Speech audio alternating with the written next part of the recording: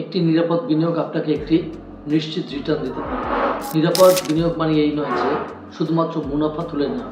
নিরাপদ বিনিয়োগ হচ্ছে আপনার আসল টাকাটি কিভাবে নিরাপদের সাথে আসল এবং মুনাফা যুক্ত হয়ে একসাথে একটি বড় অঙ্কের অ্যামাউন্ট হবে। এক্ষেত্রে বাংলাদেশে একটি জনপ্রিয় সেক্টরের নাম, সেটা হচ্ছে পোস্ট অফিস। এই পোস্ট অফিস স্কিম আমাদের কাছে অত্যন্ত জনপ্রিয়, নির্ভরযোগ্য এবং আস্থার একটি জায়গা। কারণ পোস্ট অফিসে রয়েছে সরকারি গ্যারান্টি এবং একটি ইনকাম। প্রথমেই আমরা জানব স্কিম কি। এই স্কিম শব্দটার সাথে আমরা অনেকেই জড়িত, অনেকেই পরিচিত। পোস্ট অফিস স্কিম একটি সরকারি স্কিম, একটি সরকারি প্রকল্প, সঞ্চয় প্রকল্প, যেখানে একবার টাকা জমা রাখলে প্রতি মাসে নির্দিষ্ট হারে সুদ বা মুনাফা উত্তোলন করা সম্ভব।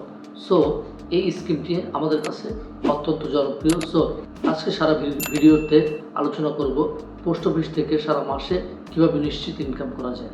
আসসালামু আলাইকুম, বিজনেস অ্যান্ড মার্কেটিং ডোরের পক্ষ থেকে আপনাদেরকে শুভেচ্ছা এবং অভিনন্দন জানাচ্ছি। আমি মোহাম্মদ হাবিব রাজীব।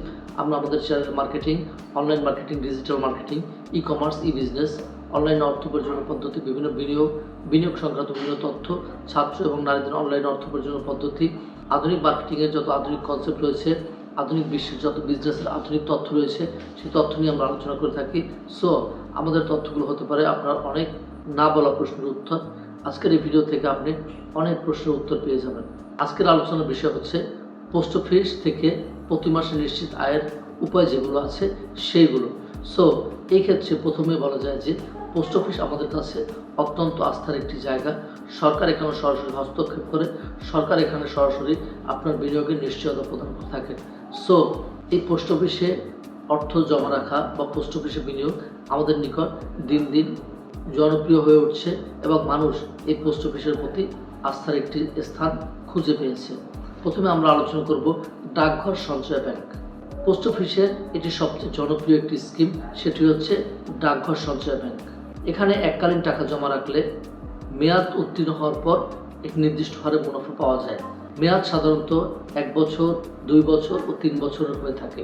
মুনাফার হার যদি আমরা একটু বিশ্লেষণ করি, সেক্ষেত্রে দেখা যায় যে 3 বছর মেয়াদে এটি সাধারণত 11.28% পর্যন্ত মুনাফা দিয়ে থাকে। একটা জিনিস বলে রাখা ভালো যে মেয়াদ উত্তীর্ণের পূর্বে এই মুনাফার হার কম বেশি হতে পারে।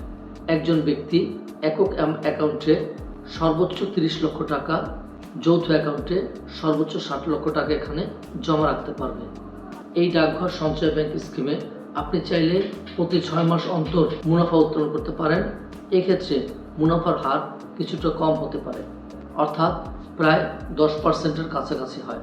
কিন্তু যদি আপনি মেয়াদ পূর্তির পরে যদি আপনি মুনাফা উত্তোলন করেন, সেক্ষেত্রে মুনাফার হার 11.28% পর্যন্ত হতে পারে।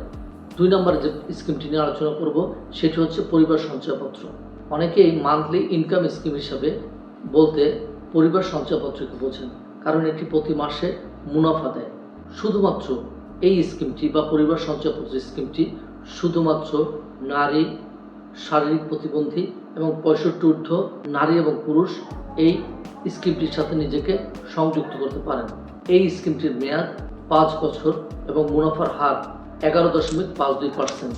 এখানে বলে রাখা ভালো যে এই 11.52% সেটা হচ্ছে ট্যাক্স কাটার পূর্বে। এই স্কিমটিতে প্রতি মাসে প্রতি পরিবার বা প্রতি ব্যক্তি প্রতি মাসে এখান থেকে মুনাফা উত্তোলন করতে পারবে। এই পরিবার সঞ্চয়পত্র স্কিমে বিনিয়োগের সর্বোচ্চ সীমা হচ্ছে 45 লক্ষ টাকা। এটি মূলত মধ্যবিত্ত পরিবারের মাসিক পারিবারিক খরচ চালানোর সেরা একটি মাধ্যম। ডাকঘর সঞ্চয়পত্র এবং পরিবার সঞ্চয়পত্রের এই আলোচনার মাঝখানে একটি বিষয় বলে রাখা ভালো যে 5 লক্ষ টাকার বেশি বিনিয়োগ করলে মুনাফার উপরে 10% উৎস কর কাটা হয় এবং 5 লক্ষ টাকার কম বিনিয়োগ করলে 5% হারে উৎসে কর কর্তন করা হয়। দর্শকদের জ্ঞাতার্থে একটি বিষয় জানানো দরকার, সেটা হচ্ছে বর্তমানে 2 লক্ষ টাকা জমা করলেও তাকে ই-টিন বা ট্যাক্স আইডেন্টিফিকেশন নাম্বার, যেটা অনলাইনে, সেই ট্যাক্স আইডেন্টিফিকেশন নাম্বার দিয়ে তাকে সেই টাকা জমা রাখতে হয় এবং বর্তমানে এটি বাধ্যতামূলক। ডাকঘরের বর্তমানে সমস্ত হিসাব কেন্দ্রীয়ভাবে ডিজিটাল ডাটাবেজের আওতায়, তাই এক নামে বা এক এনআইডি দিয়ে নির্দিষ্ট সীমার বেশি কোনো ক্রমে টাকা রাখা সম্ভব নয়। আপনাকে পোস্ট অফিসে যে স্কিমটি আপনি গ্রহণ করেন না কেন, সেক্ষেত্রে আপনার ব্যাংক অ্যাকাউন্টের তথ্য, আপনার এনআইডি কার্ডের ফটোকপি আপনার সাথে রাখতে হবে। মুনাফা এখন সরাসরি আপনার ব্যাংক অ্যাকাউন্টে ইএফটি এর মাধ্যমে চলে আসে, তাই বারবার পোস্ট অফিসে যাওয়ার প্রয়োজন নেই বা ঝামেলা নেই। তবে একটি বিষয় আমাদের মনে রাখতে হবে যে, যেহেতু একটি সরকারের পরিচালনাধীন একটি প্রতিষ্ঠান, সো সরকারের নীতি নির্ধারণে এখানে মুনাফার হার কম বেশি করতে পারে যে কোনো সময়, যে কোনো বছর। সো আপনি আপনার স্কিমটি গ্রহণ করার পূর্বে ডেফিনেটলি পোস্ট অফিসে গিয়ে আপনি আপনার প্রয়োজনীয় তথ্য তাদের কাছ থেকে নিয়ে নেবেন এবং বর্তমানে যে মুনাফার হার, কত পার্সেন্ট মুনাফা কোন স্কিমের উপর দিয়ে থাকে, সেই স্কিমের মেয়াদকাল কতটুকু, মেয়াদ উত্তীর্ণের পূর্বে অর্থ উত্তোলন করলে কতটুকু মুনাফা পাওয়া যাবে, মেয়াদ উত্তীর্ণের পরে উত্তোলন করলে কতটুকু মুনাফা পাওয়া যাবে, এই বিষয় সম্পর্কে আপনাকে একটি পরিষ্কার ধারণা নিয়ে আসতে হবে।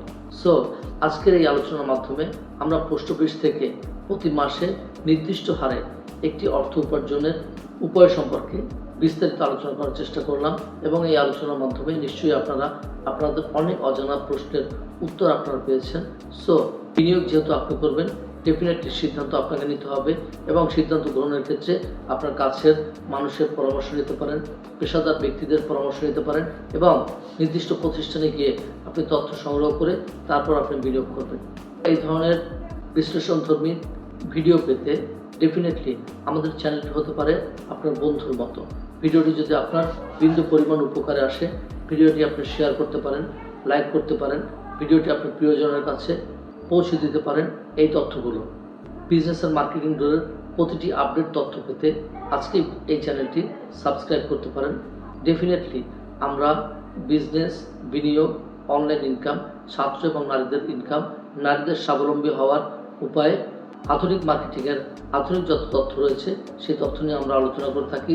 সো আমাদের চ্যানেল থেকে আপনার অর্জিত জ্ঞানে নতুন কোনো তথ্য যুক্ত হয়ে আপনার জ্ঞান সমৃদ্ধ হবে, এ ব্যাপারে গ্যারান্টি দিয়ে বলতে পারি। সো আমাদের চ্যানেলের পাশে থাকবেন, সাথে থাকবেন, প্রতিটি আপডেট তথ্য পেতে এই চ্যানেলে চোখ রাখুন। দেখা হচ্ছে পরবর্তী ভিডিওতে। সে পর্যন্ত সকলে ভালো থাকবেন, সুস্থ থাকবেন। আসসালামু আলাইকুম।